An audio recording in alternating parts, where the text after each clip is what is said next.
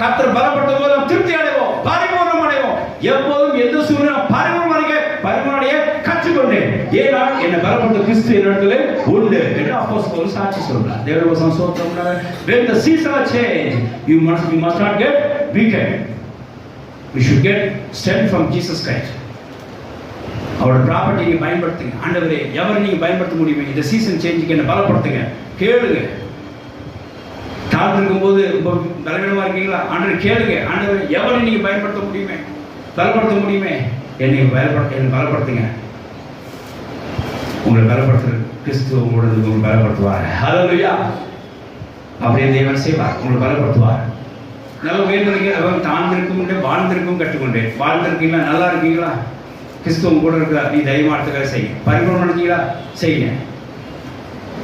அப்புறம் ஒண்ணுமே பட்னியா இருக்கீங்களா, திருப்தி இல்லாமல் இருக்கீங்களா, அப்பவும் தேவ பலப்படுத்த வேண்டிக் கொள்ளுங்க.